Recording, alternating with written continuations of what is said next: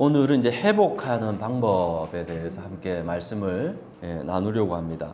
지금 이제 밀라노 동계올림픽 기간이고 쇼트트랙에서 3000m 여자 계주가 대한민국 금메달을 우리가 따지 않았습니까? 이제 그런데 뭐 김길리 선수가 대단하긴 하죠. 그런데 이제 그 내용이 아니라 2018년에 평창 올림픽 당시에 두 선수가 있었는데 한 선수가 다른 선수를 비난했습니다. 그래서 그 개인 메시지가 유출되고 이제 파장을 일으켰는데, 심지어 이제 거기 메시지에 보니까 시합 도중에 이렇게 걸려서 넘어지도록 해서 메달을 못 따도록 뭐 하여튼 그런 비슷한 내용도 있었는데, 실제로 고의처럼 보이는 두 사람이 걸려서 넘어지는 경우도 있었습니다. 그래서 그 모함을 당했던 한 선수가 앞으로 저 선수가 개인적으로 나에게 접근하지 못하도록 법적인 그런 절차도 밟기도 하고요. 두 선수가 대표 선수니까 함께 선수 생활을 해야 되잖아요. 그래서 나중에 보니까 항상 이렇게 거리가 떨어져 있고 말을 섞지 않고 이제 그렇게 지냈습니다. 근데 이제 8년이 지났습니다. 이 두 사람이 한 팀이 됐고 함께 훈련을 했었고 결국 금메달을 땄습니다. 이 두 사람이 어떻게 회복했을까요? 그냥 8년이라는 그 시간이 해결해 주지는 않았을 것 아니겠습니까? 개인적인 감정은 뒤로 하고 이 국가대표라는 책임감, 올림픽이라는 공동 목표, 이것 때문에 이겨낼 수 있었을까요? 결국 8년이라는 시간이 지나면서 용사와 화해를 하게 됩니다. 마음을 함께하고 고된 훈련을 함께 이어갔고, 그리고 승리의 그 순간 그들은 함께 울었습니다. 오늘 이 본문의 배경인 말라기 공동체도 이 선수들처럼 하나님과 깊은 갈등 속에 있었습니다. 그들은 정치적으로, 경제적으로 어렵지 않았습니까? 그래서 하나님을 비난했습니다. 하나님이 언제 우리를 사랑하셨습니까? 그 레파토리 아시죠? 우리가 언제 하나님을 멸시했습니까? 우리가 언제 아내를 배신했습니까? 우리가 언제 하나님을 괴롭혔습니까? 하나님을 지치게 만들고 피곤하게 만들었습니까? 우리가 언제 하나님의 것을 도둑질했습니까? 이런 상황 속에서 하나님께서 그들과 관계를 회복하기 위해서 내건 비장의 카드가 뭐냐 그러면 바로 11조와 헌물, 헌금입니다. 3장 10절에 보니까 너희는 온전한 11조를 창고에 들여놓아서 내 집에 먹을거리가 넉넉하게 하여라. 이렇게 바치는 일로 나를 시험하여 내가 하늘 문을 열고서 너희가 쌓을 곳이 없도록 복을 붓지 않나 보아라. 그렇게 말씀하고 있거든요. 그러니까 온전한 11조를 하면 하나님께서 먹거리라든지 그리고 물질적인 축복을 보장한다는 말씀이 분명해 보입니다. 얼마나 확실한 말씀이면 우리 이제 개역이나 새번역에는 번역이 안 돼 있는데 원문에는 제발 이것으로 나를 시험해라. 그러면 반드시 너희들을 위하여 하늘의 문들을 열어서 너희를 축복할 것이다. 그게 강조가 들어가 있어요. 우리가 11조 헌금을 강조할 때 가장 확실한 성경 말씀이 바로 말라기서 3장 10절 말씀입니다. 10절만 보면 딱 그래요. 그래서 문맥이 중요하잖아요. 말라기서의 문맥은 지금 11조가 문제가 아니다라는 거예요. 하나님과의 관계에 넓고 깊은 싱크홀이 지금 생겼다라는 거거든요. 이스라엘이 하나님을 그것 때문에 비난하잖아요. 그들이 하나님을 무시하고 외면하거든요. 근데 습관이라는 것이 얼마나 무서우냐 그러면 그럼에도 불구하고 말라기 공동체가 예배 드리는 거 이거 형식적인 거 이거 귀찮다라고 말하면서도 형식적으로 그들은 제사를 드렸어요. 하나님 앞에 온전하진 않았지만 11조를 드렸거든요. 자, 그렇다면 왜 하나님은 11조를 요구했을까요? 11조를 아예 안 드린 게 아니거든요. 회복의 조건으로 왜 헌금일까? 정말 헌금이 작아서 문제일까? 그래서 헌금을 더 많이 하면 문제가 해결된다는 말일까? 여러분 어떻게 생각하세요? 여기서 중요한 것은 하나님이 원하시는 그 회복의 방법이 뭐냐 그러면 분명한 행동, 분명한 실천을 하라라는 겁니다. 그래서 딱 11조를 딱 명시했거든요. 그 말은 무슨 말이냐? 무너진 싱크홀을 보면서 아이고 어떻게 하면 좋나? 너무 깊네, 너무 넓네. 그게 아니라 실제로 복구하라는 거예요. 싱크홀이 보이면 하나님과의 관계에 문제가 생기면 말만 하지 말고 실제로 그것을 복구하라는 겁니다. 몇 마디 말로 안 된다는 거예요. 내가 그냥 다짐으로 끝나면 소용이 없다는 거거든요. 여러분 한번 생각해 보세요. 2026년 새해가 밝았습니다. 각자 소원과 바람이 있잖아요. 가장 기본은 뭐죠? 가족이 건강하고 행복한 거 아니겠습니까? 우리 청년들 같은 경우에는 취직이 되고 취업이 되어서 돈을 벌고 그래 독립하면서 따뜻하게 좀 뭔가 그렇게 생활하고 싶지 않겠습니까? 2021년 조사이긴 하지만 무엇이 삶을 의미 있게 만드는가?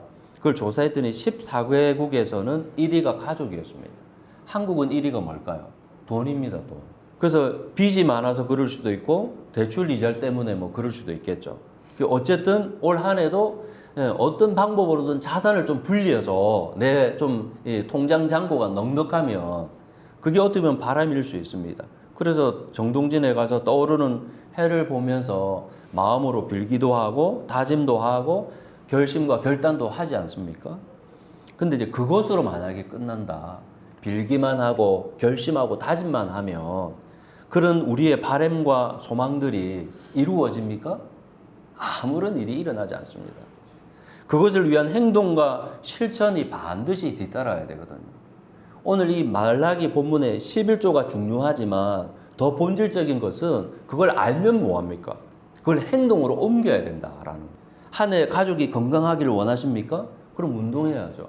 저도 겨울에 춥다고 운동에 좀 소홀해졌으니까 살도 조금 불기도 하고 이렇게 지금 목 감기가 와가지고 다행히 이렇게 막 열이 나거나 몸살 없이 그냥 가볍게 지나가긴 했지만 가족 모두가 행복하기를 원하십니까? 자주 대화의 장을 만들어야 되잖아요. 대화할 때도 말투도 좀 다정하게 해야 되잖아요. 가족의 건강과 행복은 바라면서 아무것도 하지 않으면 물이 고이면 썩는 것처럼 아무 일도 일어나지 않습니다. 더 안 좋아지지 않습니까? 하나님과의 관계도 말로 때울 수 없습니다, 여러분. 하나님과 관계를 회복하려면요, 행동하고 실천이 필요합니다. 그런데 왜 11조일까요? 하나님은 말라기 공동체에게 왜 11조를 요구할까요? 특별히 저 같으면 특별 새벽 기도라든지 이런 뭐 예배나 아니면 기도, 성경 일독, 성경 필사, 뭐 전도 이런 것들을 말하지 않고 왜 11조일까? 왜 하나님께로 다시 돌아오는, 회개하고 돌아오는 유일한 방법으로 헌금으로 이렇게 특정한 이유가 뭘까라는 것이죠. 구약에서 하나님과의 관계, 이 소통 있잖아요. 요 중심에 뭐가 있었냐면 제사가 있었거든요. 이스라엘 백성들은 제사, 예배를 통해서만 하나님을 만났다라는 거예요. 그러면 이 제사에서 제일 중요한 게 뭘까요? 제사를 집행하는 제사장들, 레위인들이 중요하지 않겠습니까? 그러면 이 거룩한 사명 때문에 레위인들은 실제로 약속의 땅, 하나님으로부터 땅을 기업으로 받지 못했다라는 거예요. 생존할 수 있는 땅을 받지 못했어요. 그러니까 11조는 그들에게 생존을 위한 필수적인 장치였습니다. 여기에 11조에 또 한 가지가 더 있는데 3년마다 한 번씩 드리는 11조가 있었습니다. 그건 성읍에다 저축을 해요. 성읍에다가 저축을 해서 기업이 없는 레위인이라든지 고아나 과부, 나그네들 있잖아요. 이런 사회적으로 볼 때 약자들을 돕는 사회 안전망으로 사용된 게 여기 바로 11조거든요. 그런데 이런저런 핑계와 이유로 그 창고가 텅텅 비었던 것입니다. 창고가 텅텅 비니까 먹고 살 길이 막막하니까 성전을 떠날 수밖에 없잖아요. 그래서 여러분 사사기 기억나십니까? 아모스에서 기억납니까? 레위인들이 성전을 지키면서 예배를 통해서 이스라엘 백성들과 하나님과의 관계를 소통하는 중보자 역할을 감당하지 못하고 먹을 것이 없으니까 살아야 하니까 성전을 떠나잖아요. 그러니까 예배도 레위인들이 떠나고 제대로 감당을 못하니까 예배가 온전히 마비가 되지 않겠습니까? 형식만 남았고 그나마 이제 규칙도 사라진 것이죠. 예수님도 본래의 그 기능을 잃어버린 타락한 성전을 향해서 뭐라고 말씀하세요? 강도의 소굴이다라고 말씀하시잖아요. 말라기서 3장 10절을 다시 보세요. 너희는 온전한 11조를 창고에 들여놓아서 내 집에 먹을거리가 넉넉하게 하여라. 내 집에 먹을거리가 넉넉하게 하여라. 여기 11조를 창고에 들여놓아라고 말씀하고 있잖아요. 원문에는 뭐라고 나와 있냐면 그 보물 창고, 그 곳간이라고 말하고 있거든요. 그러니까 11조와 헌물을 모아두기 위해서 마련된 특별한 공간이 있었다라는 거예요. 근데 그 공간이 비워진 것이죠. 그러니까 레위인들도 문제고 사회적으로 약자인들도 돌볼 수 없는 그런 상황이었다라는 거예요. 그래서 원문에는 우리는 온전한 11조라고 되어 있지만 원문에는 모든 11조예요. 그 11조는 그냥 내가 소득의 10일을 이루는 것이 아니라 레위인들의 생활비만 드리는 것이 아니라 3년에 한 번씩 드리는 구제를 위한 11조. 그 모든 11조가 지금 흔들리고 있기 때문에 온전한 11조가 모든 11조를 드리라 그 말이거든요. 이제 그런 점에서 말라기에서 말하는 11조 문제는 헌금을 하고 안 하고 많이 하고 적게 하는 이런 피상적인 문제가 아니다라는 거예요. 하나님과의 유일한 통로가 제사와 예배 아니겠습니까? 그럼 그것을 유지하는 핵심적인 키워드가 뭡니까? 실질적인 방편이 11조 헌금이었다 그 말입니다. 그래서 제사를 섬기는 레위인들도 살고 사회 약자들도 보호하는 거룩한 장치가 바로 11조였다라는 거예요. 그래서 하나님 앞에서 공동체가 더불어 함께 살기 위한 가장 기본적인 장치가 뭐였냐? 그게 바로 11조였다. 그 예배를 담당하는 레위인들이 이 생존의 문제가 생기다 보니까 말씀도 왜곡해서 가르치고 그러다 보니까 그 말씀 듣고 에이 대충 해도 되겠지. 그러면서 공동체가 완전히 하나님과 관계에서 와해되고 말았다라는 거예요. 여러분 국가도 한번 생각해 보십시오. 세금을 통해서 국가가 제대로 유지되잖아요. 세금으로 공무원들이 그 기능을 수행하고요. 세금으로 사회 약자들을 보호하는 복지 시스템을 가동할 수 있잖아요. 그러니까 세금을 통해서 국가를 유지하는 기본 수단이 된다라는 거예요. 오늘날 교회 공동체도 다르지 않거든요. 세금처럼 헌금으로 유지가 됩니다. 목회자도 헌금으로 말씀을 온전히 섬길 수 있잖아요. 헌금으로 이웃 사랑을 실천할 수 있잖아요. 이제 그런 점에서 말라기서의 핵심 메시지는 11조입니다. 목사님 첫 시간에 말라기의 핵심 메시지는 6가지 논쟁이라 하셨잖아요. 11조가 아니라. 즉 그런 우리의 기존 맥락에서 편견에서 보면 11조가 아니지만 다시 말라기서 본문을 보니까 그 핵심이 11조에 있다라는 거예요. 6가지 논쟁의 중심에 11조가 있는 것이죠. 자, 그렇다면 이 말씀이 오늘 우리에게 어떤 교훈을 줄까? 하나님과 관계를 회복할 구체적인 방법은 그럼 뭘까? 그 회복의 방법은 그냥 개인의 어떤 11조를 해라 그 얘기가 아니라 이 11조를 통해서 뭐가 사는 거죠? 공동체가 사는 거다. 신앙을 그냥 나 개인적으로 하나님 앞에 1대1 관계에서 잘하기만 되는 게 아니라 그 관계를 왜 잘하는 겁니까? 공동체를 위해서 잘하는 거다 그 말이에요. 나의 말과 나의 신앙과 행동이 공동체에 영향을 준다 그 말이에요. 나 하나 좀 괜찮겠지. 그 생각이 자신도 공동체도 망칠 수 있다라는 겁니다. 자, 그러면 구체적으로 들어가 보죠. 여러분 헌금을 제대로 하고 계십니까? 내가 가진 모든 것이 하나님의 것이잖아요. 하나님께서 모든 걸 다 주셨잖아요. 그러면 그것을 온전히 인정해서 그 대표성을 담은 10분의 1을 하나님 앞에 드리는 거잖아요. 내 걸 하나님께 드린 게 아니라 하나님께 주신 그 100% 중에 100%를 드리는 거에 맞는데 그 100을 담은 대표 10의 1을 하나님 앞에 드리는 거잖아요. 그러면 그 나머지 10분의 9는 내 것입니까? 하나님의 것이죠. 그러니까 그 나머지 9도 하나님을 위해서 가정과 이웃을 위해 사용해야 되는 거죠. 그래서요, 예수님은 삶 자체가 11조였습니다. 그런데 예수님의 삶 전체가 11조였잖아요. 하나님 앞에 드렸잖아요. 그래서 저는 11조의 절정이 바로 십자가입니다. 십자가야말로 하나님을 위해서 자신의 삶 전체를 드린 거거든요. 따라서 우리도 주님을 위한 삶 전체, 가정과 직장 삶 전체가 이게 11조구나 라는 걸 기억해야 된다라는 거예요. 그러면 우리가 주일날 우리가 교회에 드리는 헌금은 뭐냐? 그건 뭘까요? 그건 말씀드린 공동체를 유지하기 위해서 세금처럼 필요하다라는 거예요. 그래서 여러분 힘들다고 돈 나갈 곳이 많다고 소홀히 여기면 말라기 공동체하고 똑같습니다. 그들도 경제적으로 힘든 상황이었거든요. 그래서 여러분 인색함으로 하면 안 돼요. 각자의 분량에 맞게 하면 됩니다. 그래서 여러분 구약에 번제 그 제사 드릴 때 한번 보십시오. 제물의 사이즈를 보세요. 넉넉하면 경제적인 형편에 따라 소를 드리는 사람도 있었습니다. 양과 염소를 드리는 사람도 있었어요.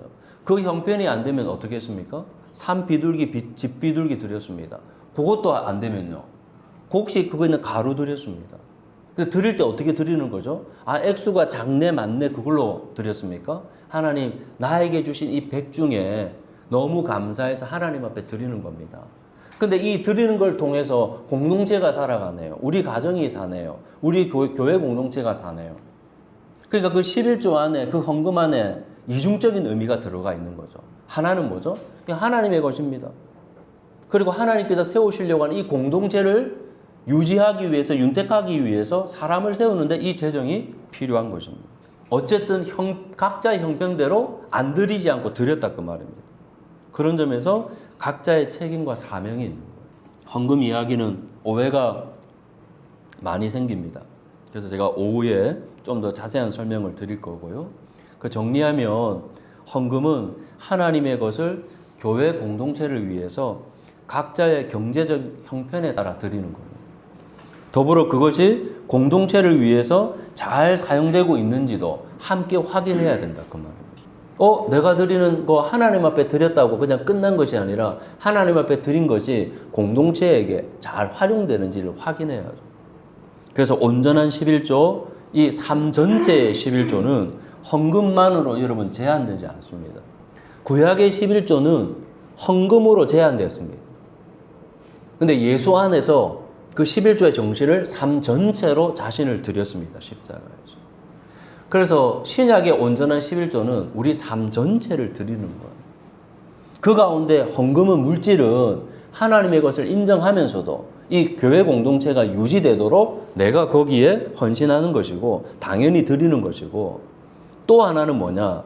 여러분 쇼트트랙에 말씀드렸던 이 두 사람이 사실은 천재들입니다. 그래서 등장부터 둘 다 괴물 신인이라고 그렇게 칭송했던 사람입니다. 근데 그 사건 이후에 두 선수는 올림픽이라는 공동 목표 때문에 각자의 고통은 스스로 짊어지고 견뎌냈습니다. 우리 서사시는 공동의 목표가 있습니까? 여러분이 신앙생활 하면서 주일마다 예배 드리면서 일상을 살아가면서 우리 서사시를 통해서 하나님께서 이루어 가시는 공동의 목표에 대해서 생각해 보셨습니까? 한 목사님이 건강한 교회의 3가지 특징에 대해서 이렇게 말을 했습니다. 첫 번째, 갈등과 혐오를 조장하는 교회는 절대 가지 마십시오. 두 번째, 재정을 좀 공개해 주시겠습니까? 그렇게 했을 때 아니 됐다고 은혜로 하는 거지. 그래서 재정을 투명하게 공개하고 사용하는 교회가 건강한 교회라는 거예요. 세 번째가 뭔지 아십니까? 사람이 변해야 된다. 저 사람 집에 가니까 달라졌어. 말하는 게 달라졌어. 혈색이 달라졌다니까? 뭔가 달라졌어. 사람이 변화되어야 되잖아요. 우리 교회는 어떻습니까? 건강한 교회입니까? 오고 싶은 공동체입니까? 오면 사람들이 회복되고 변하는 공동체입니까? 이렇게 질문했을 때 여러분 마음속에 어떤 마음이 드세요? 아니라고 하면 아닌 대로 그냥 가만히 있으면 그냥 그 공동체가 존재할 이유가 없잖아요. 아니면 그 공동체를 만들어 가야 되잖아요. 어떻게 해요? 각자가 하나님 앞에 합심해서 우리가 함께 세워가야 되잖아요.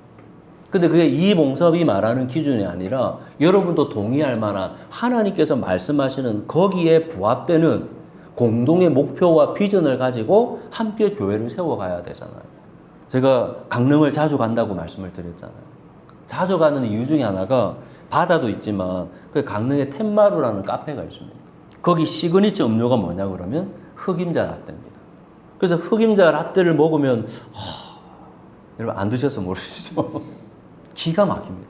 우리 서사시의 시그니처는 뭐죠? 공간입니까? 시설입니까? 주차장이 완비되어 있어서 그렇습니까? 우리 서사시의 시그니처는 여러분 뭘로 생각하십니까?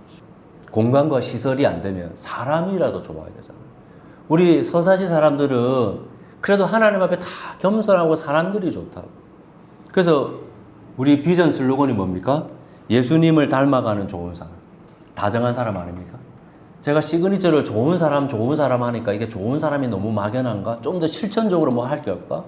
그래서 좀 다정한 사람. 우리 50대, 60대 사람들, 주부들 얘기 들어보니까 전부 다 다정한 남편들 원하더라고. 묵뚝뚝한 남편 말고. 우리 하나님이 묵뚝뚝한 분이십니까? 우리 하나님은 다정한 분이신데 그 자녀들이 왜 이렇게 다정하지 못하냐 그 말이에요. 인격 성숙이 구원이고 그 성숙이 하나님 나라를 확장해가는 핵심적인 요소입니다. 하나님 나라의 비전이 건물 사이즈를 확대하는 거라면 우리는 빚내서요 대출해서 장만해야 됩니다, 여러분. 근데 하나님 나라의 확장이 나와 우리의 인격이 다정한 사람으로 성숙해 가는 것이라면 거기에 올인해야죠, 여러분.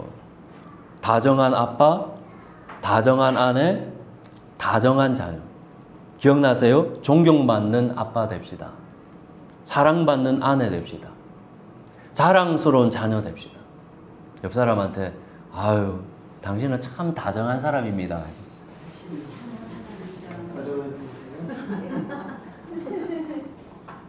그래서 혹시 아직까지 그것이 시행착오가 있으니까 다정하지 못하고 무뚝뚝하고 거친 사람한테 왜 당신은 거치냐고 무뚝뚝하냐고 그렇게 말씀하지 마시고 당신은 다정한 사람입니다.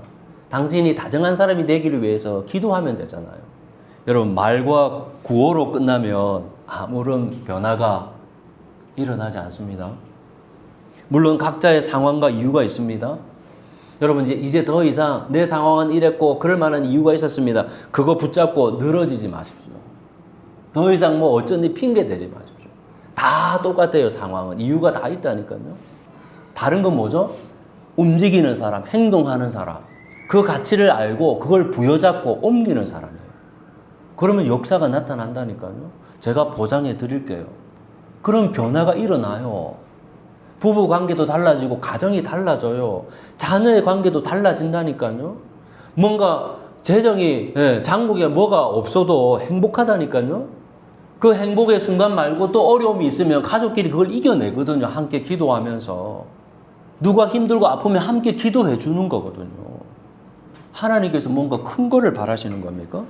그러기 위해서요, 저번 주와 동일하게 결국 우리가 하나님 앞에 서야 됩니다. 하나님을 만나야 돼요. 그래서 말라기 3장 6절 보세요. 나 주는 변하지 않는다. 그러므로 너 야곱의 자손아 너희는 멸망하지 않는다. 근데 이렇게 번역도 가능합니다. 나 주는 변하지 않는다. 그러나 너 속이는 자손아 너희는 속이는 죄를 멈추지 않는다. 번역이 좀 다르죠? 앞에 내용으로 번역하면 하나님이 변하지 않는데 그 변하지 않는 하나님의 사랑 때문에 이스라엘 백성도 결국 멸망하지 않는다라는 거예요. 자, 그런데 두 번째 번역은 뭐냐면 하나님은 변하지 않고 신실하신데 너희들은 야곱이라는 그 말 속에 속이는 자 의미가 있잖아요. 근데 그 속이는 너희는 아직까지 속이는 그 죄를 멈추지 않는다라는 거예요. 하나님은 너희들에 대한 사랑이 변하지 않는데 너희들은 하나님 앞에 범죄하는 그 속성이 변하지 않는다는 거예요. 그럼에도 불구하고 7절에 뭐라고 있습니까? 그 변하지 않는 그들에게 다시 돌아오라고 말씀하시잖아요. 재미있는 표현이 7절에 이스라엘은 뭐죠? 조상 때부터 하나님의 법규를 말씀을 지키지 않았다고 말씀하고 있거든요. 고질적인 병이었어요. 말라기 공동체 그 시기만 그런 게 아니다라는 거예요. 그들은 항상 하나님 앞에 반항하고 저항했다 그 말이에요. 오래전부터 반복적이고 습관적인 고질병이었다 그 말이에요. 그럼에도 불구하고 하나님은 변함없이 신실하게 우리를 향한 나를 향한 사랑을 멈추지 않으시고 돌아오라고 말씀하고 있잖아요. 세상에 이런 하나님이 어디 있습니까? 나는 그래도 너희들이 아무리 그래도 변치 않겠다. 아직도 하나님을 믿지 못하시겠습니까? 도대체 얼만큼 보여줘야 여러분 믿으시겠습니까? 하나님의 살아계심을 아직도 보여드려야 됩니까? 나를 향한 하나님의 사랑을 아직까지 여러분 확인시켜 드려야 됩니까? 십자가를 보고서도 그 사랑을 믿지 못하시겠습니까? 말라기서를 통해서 이스라엘과 달리 이스라엘과 맺은 그 언약 속에 그 약속에 끝까지 신실하신 그 하나님의 음성을 우리가 계속 듣고도 그 사랑이 전달되지 않으십니까? 나 주는 변하지 않는다. 회복의 방법은 어떻게 보면 온전한 그 11조가 사실은 변하지 않는 하나님께 있는 거예요. 하나님은 우리에게 회복의 방법으로 온전한 11조를 말씀하시지만 실제로 그렇게 하나님과 관계를 회복하는 것은 신실하게 변하지 않는 그 하나님의 사랑 때문에 그것이 가능한 것이다라는 거예요. 내가 온전한 11조를 갖다 드렸어요. 하나님이 안 받으시는 거예요. 세상은 변하거든요. 사람도 변하고요. 나도 변하고 상황에 따라 다 변하지 않습니까? 이게 얼마나 불안한 겁니까? 근데 하나님은 변하지 않으십니다. 저를 향한, 여러분을 향한 그 사랑이 변하지 않습니다. 그래서 그런 하나님을 믿는 것 자체가 축복 아닙니까? 그 하나님이 계신데 그거 왜 불안해 하십니까? 하나님께서 나를 사랑하신다는데 왜 움츠려 드십니까? 왜 걱정 근심으로 우리가 살아가는 것입니까? 그 하나님께로 돌아갑시다. 그 사랑이 하나님께 온전히 돌아갑시다. 하나님께서 오늘 여러분에게, 우리에게 말씀하십니다. 다시 돌아오라고. 근데 말로는 안 돼. 확실하게. 그래서 이 시간을 통해서 그 길만이 나를 살리고 가정을 살리고 우리 공동체를 살리는 유일한 기름을 믿으시는 여러분 되시길 주의 이름으로 축원합니다.